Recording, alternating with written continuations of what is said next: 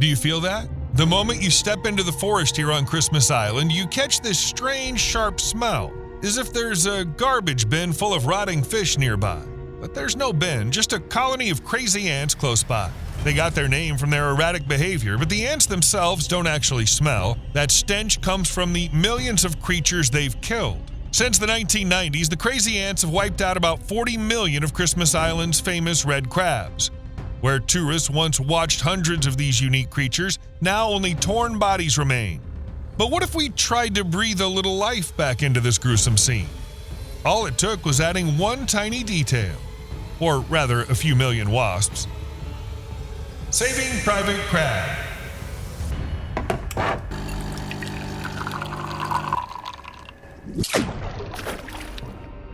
An unobtrusive reminder to do that thing under the video. So what exactly is Christmas Island? In fact, it's an underwater mountain about 3 miles tall, with only 1,180 feet sticking out above the surface. And it sticks out really far. 217 miles south of Java and 1,600 miles northwest of Perth, Australia. No wonder Christmas Island's considered one of the most remote Australian territories. And this location made today's place truly unique, along with those who live there. And yes, I'm talking about the red crabs. Every year, the local red land crabs set out on a grand march from the tropical forest to the sea. It's quite a spectacular sight. It attracts people from all over the world, along with crazy ants. Meet the yellow crazy ants, one of the most destructive invasive species on our planet. No one really knows where these ants originally came from or where they lived before. But we do know that they've spread across regions with hot and humid climates. And these ants have aggression levels maxed out, which helps them drive out any other insects to seize every possible resource. In our location, the crazy ants showed up purely by accident, brought here in the first half of the 20th century. The island had no natural predators to keep them in check, so they spread everywhere pretty quickly. And it wasn't just separate colonies forming, they created whole networks connected together, living as a single organism. Massive underground cities covering several hundred acres, home to billions of ants. Usually in cities like these, there are several queens at once, producing countless new ant units, and that's how the cities keep expanding, sometimes by as much as 3 feet a day. Imagine if people built that fast. One of such underground cities on Christmas Island spreads across 1,850 acres, more than 3 times the size of the entire Principality of Monaco. But all these measurements are rather approximate because it's impossible to say where one anthill ends and another begins, especially since ants are constantly running back and forth, gathering food around the clock. There are so many of them that you can find over 1,000 ants per 10 square feet. Scientists usually count them by observing the ones on the surface. So when they say that one giant underground city is home to 7.5 billion ants, that's the number they spotted above ground. Chances are just as many live up in the treetops. And so this enormous horde of ants, driven by their constant urge to conquer new territory, ended up on the distant Christmas Island, and the number of red crabs instantly plummeted. Any crab that wanders outside its area, meaning onto the ants' territory, dies on the spot. And since there are a lot of ants, avoiding death is, well, let's just say not easy. According to estimates, the accidental introduction of yellow crazy ants has already wiped out about 10 to 15 million red crabs. That's nearly a third of the island's entire population. The way they managed to do this is equally fascinating. When defending themselves or attacking, these crazy ants shoot streams of acid, which, by the way, is considered one of the most powerful acids in nature. They aim for the crab's eyes and leg joints to rob them of their ability to move and throw off their sense of direction. Then the ants swarm their victims and tear them apart. Just to remind you, there can be up to 1,000 crazy ants per 10 square feet near an underground city. That's quite a mob. With this density, the formic acid can wipe out entire crab communities. The crab's burrows are then used as nurseries for the ants' offspring. Naturally, if there are any other crabs nearby, they die too, usually within just 24 hours, since the acid also works as a suffocating toxic gas. In short, the ants have some serious weapons, but people are still trying to find ways to fight back. Until recently, the only way to stop the crazy ants destroying the island's wildlife was with poisoned bait. The program started back in 2001. Rangers would lay out the bait right in the middle of ant cities surrounded by billions of crawling insects, and they had to do it all by hand. Luckily, 3 times a helicopter came to the islands to drop the bait from the air, but the rest of the time, park workers had to walk from one ant city to another on foot. Their weapon was a product called WATOP, wrapped in protein granules that ants found irresistible. But inside that tasty meal was a substance called fipronil. Fipronil is a broad-spectrum neurotoxin for invertebrates, meaning it attacks the nervous system of any animal without a spine. Ants fit that description perfectly. Still, the bait is used only when there's a really high number of ants per 10 square feet. That way, the ants definitely won't share the poison around, and it's also crucial to scatter the bait during the dry season when red crabs living on the outskirts of megacities stay in their burrows. Crabs need high humidity, and when the weather's dry, not even the delicious granules can lure them out. And the method did work, but only for a while. That's just how crazy ants are. Even if you completely clear them out from an area, they'll come back from parts of the island people haven't reached yet. In just a few years, new colonies spring up, and you have to start all over again. It takes effort, time, and quite a bit of money. But protein granules aren't the only weakness these crazy ants have. Huge ant cities can't survive without a steady food source, and that's provided by another non-native species. Yellow lac-scale insects. These are a kind of true bug that suck sap from trees and then secrete a sweet liquid called honeydew. The ants harvest this liquid because it's packed with carbohydrates. That's how their colonies survive and keep growing in size. There's evidence that the yellow lac-scale insects give ants quite a boost in reproduction and also make them more likely to attack other species. One large field experiment showed that if you cut ants off from the yellow lac-scale insects, their activity on the ground drops by 95% in just 4 weeks. Which makes sense. It's hard to stay active when you're hungry. As for these scale insects, they might depend on the ants just as much as the ants depend on them. Some ants protect the scales the way people protect their livestock, driving away other predators. This mutually beneficial relationship has helped both invasive species spread with frightening speed. However, even without ants, yellow lac-scale insects aren't exactly great neighbors. If their numbers get too high, they can cause even really large trees to dry out and die. Basically, yellow lac-scale insects are tree vampires, and when they number in the hundreds of thousands, the stress makes trees start losing their leaves. If that stress keeps going season after season, it can kill them. Not to mention that the sweet liquid they drop onto branches encourages mold growth, and mold suppresses photosynthesis. The result is the same: the tree dies. But there's some good news. Unlike ants, yellow lac-scale insects can actually be managed biologically. Classic biological control is based on a simple idea. In nature, every species is kept in check by its enemies, predators, parasites, or diseases. When an organism becomes non-native, scientists look for its natural enemy in its homeland and bring it to the place where the species has gone out of control. That's how they try to restore the natural balance. Scientists started searching for a species that could control the yellow lac-scale insects on Christmas Island, and they actually found one. The arch-enemy of the scale insects turned out to be a tiny wasp known as Tacardiophagous somervillei. It's this wasp that keeps the scale insects in check in its native Southeast Asia. This winged hitman lays eggs inside adult female scale insects. The eggs hatch, killing the hosts. New wasps emerge, and the cycle starts over again. Moreover, the wasp, working together with other predators, is so effective that lac insects are almost never seen in its native range.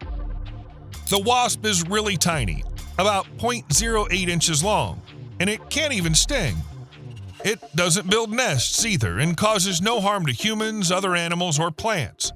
In short, it has just one clear goal: to find a scale insect and continue its line through it. This species can lay up to 8 eggs in a single female and can parasitize over 150 scale insects in its lifetime. Ironically, this species is considered a pest in the shellac industry of India and Thailand. Shellac producers, that is, makers of a special natural resin produced by scale insects, cursed the wasp as a pest in their field. But the scientists weren't much interested in resin. They wanted to save Christmas Island. This is how the Crab Rescue Project kicked off. Researchers from La Trobe University in Parkes, Australia took the lead. Under their supervision, 300 tiny wasps were brought in from Malaysia. Surprisingly, this time biocontrol didn't go the usual way. First, people carefully studied the possible negative effects of introducing the wasps and tried to minimize them. Over 3 years, the project participants bred the wasps until their numbers reached several thousand. Then the tiny killers were gradually released throughout the national park. 18,000 wasps were released across 4 crazy ant habitats: Grants Well, Blowholes, Margaret Knoll, and Circuit Tracks. Interestingly, half of the introduced wasps were sent straight to the front line, released onto a tiny ant town. It seems they didn't want to waste any time. Meanwhile, the remaining wasps were placed in a training camp, a special greenhouse for breeding. There, they grew plants that scale insects particularly love, then infected them, and only after that released the wasps. This way, the mini killers had both food and a cozy nursery for raising their young. Once there were plenty of wasps, they were released into the field, starting small so the scientists could see how well it all worked. If you've been watching our videos for a while, you've probably been wondering, did the scientists really check everything? Did they consider all the possible risks? After all, they've always claimed that releasing non-native animals is safe. And how did that usually turn out? We all know the stories of failed attempts at biological control. Releasing cane toads to fight cane beetles in Australia backfired. In Hawaii, the attempt to introduce mongooses to deal with rats didn't work because mongooses are active during the day, while rats are active at night. In both cases, these species were brought in without sufficient research. But this time, the scientists insisted that they had done checks and studies and overall stressed that any release of wasps should be done extremely carefully, so that the wasps would be interested only in scale insects and affect only their population, and nothing else. It turns out that the Australian Department of Agriculture even has a strict set of rules for conducting scientific research. Following these rules, for example, scientists carried out a whole study to find out whether the wasp attacks other species. To do this, in Malaysia, right in the field, scientists released the wasps onto 8 closely related scale insects, and none of them were harmed. This proved that no other population of scale insects on Christmas Island would be at risk. The researchers also checked that the wasps stay active even when yellow crazy ants are taking care of the scale insects. In other words, the wasp killers don't care if there are bodyguards or not. They attack anyway. Overall, the project was prepared so thoroughly that the scientists called it the most thoroughly researched biological control project in Australia. But did it help? For about 2 years since the wasps were released, the team monitored the crazy ant population in different parts of the island, and the results were very encouraging. In some areas, the enemy's ranks had really thinned out. At least in one spot, surveys showed that out of 700 ants in the study area, only 10 were left. Just 10. This allowed the crabs to dig their mating burrows in peace, where an underground ant city had once thrived. But the scientists didn't rush to conclusions. They insisted that success needed to be repeated in a few more places before it would be clear that the wasps had done their job. Still, since the arrival of the micro wasp in 2017, the annual red crab migration for mating had grown massive. At first, the number of adult crabs migrating was about 40 to 50 million, but by 2024, it had reached 100 million.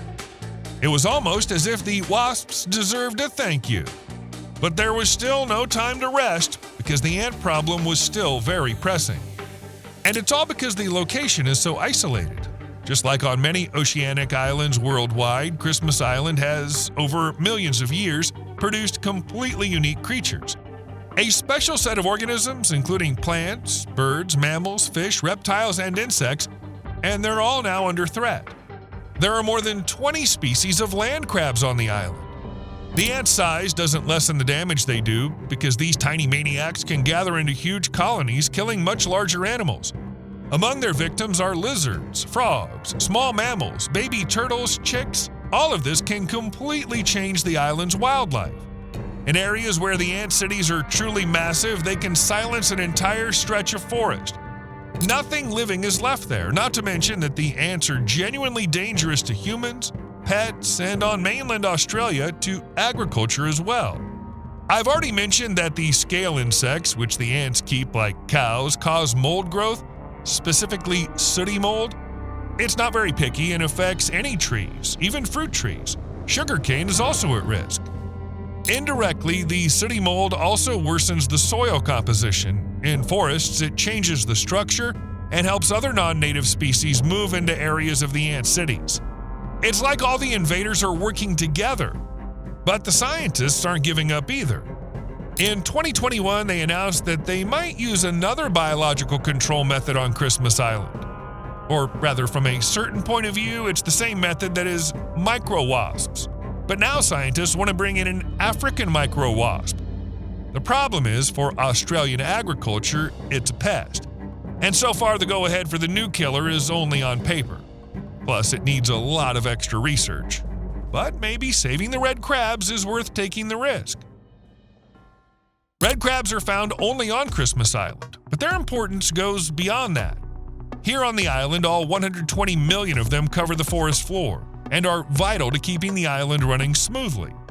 These large crabs are active in the daytime, yet they prefer to stick to the shade. I can't blame them, they don't have sunscreen after all. The point is, as I said, crabs can die if they don't get enough moisture. Their diet consists of fallen leaves, seedlings, fruits, and flowers, and while eating, they release nutrients. Basically, they help plants grow and spread across the island. Well done! For most of the year, red crabs live solitary lives in burrows they dig all over the forest. The ones ants like to steal from them, remember? During the dry season, crabs stay hidden in their underground homes for 2 or 3 months. Again, our viewers living in southern countries probably totally get the crabs. They only come out in October or November when the rainy season begins. Like humans, they prefer to get married in the fall. But first, they head on the legendary mass migration to their breeding grounds on the coast. After the wedding, red crab eggs hatch immediately, and for a month, the larvae live in the sea. After which they return to land, molt, become air-breathing crabs, and slowly move inland. And the cycle repeats. By the way, during the journey to the sea, crabs take over the island's roads, and it can get really dangerous for drivers. To prevent accidents, some roads are occasionally closed. But the locals are very fond of the crabs, even with the inconvenience. They remember that crab weddings used to be a signal that it was time to go fishing. That period was especially good for a catch. Today, crabs are a protected species and killing or eating them is forbidden. Not that anyone would want to. According to the locals, the red crabs of Christmas Island don't really taste like anything. But they're not supposed to. The crabs have another job. They carry the entire island's ecosystem on their tiny shells. In a healthy forest where there are plenty of red crabs, the forest floor gets cleared of leaves because the crabs eat them. At the same time, they loosen the soil and thin out young plants. But that's just a bonus. But when yellow crazy ants take the place of the crabs, the forests basically stop getting clean. Leaves pile up everywhere on the ground, which affects humidity, temperature, nutrient cycles, and also leads to the growth of lots of seedlings. Eventually, they form dense undergrowth. This image really shows how the forest changes when ants move in. And yes, with the ants, it looks green and full of life, but that's an illusion. The forest looked lifeless for hundreds of thousands of years, and it was a perfectly healthy forest where everything worked as it should, and every creature had its place. Plants quietly, slowly evolved together with animals, and everyone was happy until the ants came and turned everything upside down. So in this case, all that green isn't a good thing, it's a problem. Experts even say the forest is suffocating from weeds and seedlings. Here's another interesting thing. Since there are so few crabs now, this thick, beautiful forest has become less diverse. That means there are fewer plant species than before. And in this lack of diversity, other non-native harmful species have moved in, like giant African snails. In short, the fewer ants there are on the island, the more crabs will settle there, the snails will disappear, the soil will improve, and it'll also save money that's spent on all kinds of nature conservation efforts. Go with the crabs! Crabs rock! By the way, not many people know this, but besides the famous red crabs, this place has their awesome relatives. Let me introduce you to the blue crabs of Christmas Island. When the red crabs are done with their travels and weddings, their neighbors, the blue crabs, also set off on their journey. This is much less known, though still an annual event that many tourists completely miss. The thing is, on Christmas Island, most of the streams flow close to the coast. This makes the blue crab's journey from home to breeding sites much shorter, and even locals rarely notice the migration. Which is a shame, because blue crabs are bigger than red crabs and way higher up the food chain. They even sometimes hunt red crabs, apparently when they get bored of berries and fallen leaves. As for weaknesses, probably just the fact that blue crabs haven't fully abandoned the aquatic environment yet. They need to submerge in fresh water at least once a day. But this swimming habit gives them an advantage when it comes to yellow crazy ants. For blue crabs, the ant problem doesn't seem serious at all, because the ants don't go into their streams or other humid spots. Plus, water adds a bit of protection, since a blue crab can just wash off ant acid and go on living. A red crab in the same situation would die immediately. Well, alright, let's leave the red crabs soaking in the streams and answer the important question: is it possible to completely get rid of the yellow crazy ants? Well, one island actually managed it. Let's move to the North Pacific, to Johnston Atoll. There's a national wildlife refuge here, considered one of the most isolated places in the world. And this is where tens of thousands of seabirds feed, rest, and raise their chicks. It's like a little bird paradise, 808 miles away from Hawaii. The birds here evolved completely without predators, so they got used to nesting right on the ground, in burrows or on low local plants, and then paradise was taken over by yellow crazy ants. Yellow crazy ants appeared on Johnston Atoll around 2010. Just like anywhere else, they spread really fast, infecting the entire area like a plague. This completely destroyed the colony of red-tailed tropic birds, which, by the way, was considered the largest in the world. But other birds suffered too, because the ants sprayed their acid at everyone, not sparing adults or chicks. The damage was severe, causing blindness, injuries, infections, and even death. And then in 2014, scientists from the U.S. Geological Survey's Pacific Island Ecosystems Research Center were invited to join the Crazy Ant Strike Team project, and their involvement changed everything. After nearly a decade of battling yellow crazy ants, the staff and volunteers went and wiped out the invaders in the reserve. Every single one, down to the last ant. It was the first time harmful ants had been eradicated over such a large area in the U.S. About 100 staff and volunteers worked on the victory, split into 20 separate strike teams. Altogether, they spent over 130,000 hours in the field over 10 years. Could you do the same thing for 10 years? They could. And the task wasn't easy. Fighting the yellow crazy ants on Johnston Atoll required some ingenuity. The teams were constantly experimenting to find the best way to lure and eliminate the enemy. And when bait treatments were carried out, the teams went over the island several times by hand to find and remove any ants that remained. Then in December 2020, 2 specially trained dogs were brought to the reserve, taught to sniff out yellow crazy ants. These dogs did no less work than humans. They carefully sniffed out 118 miles of the atoll and didn't find a single ant. The invader was gone. And yes, the success of Johnston Atoll's reserve is now seen as a model for other conservation experts. At least people now know that yellow crazy ants can be eradicated. The only thing is, this approach won't work for Christmas Island. The atoll's area is 1 square mile. Judging by the documents, the work was done on an even smaller plot, about 0.2 square miles. Christmas Island is much bigger. It covers 52 square miles. Besides, the conditions on the atoll are completely different. Few trees, low bushes, terrain you can actually walk through. If everything on Christmas Island were this simple, the ants would have been wiped out by now. But the fight goes on. You owe me a like. See you later.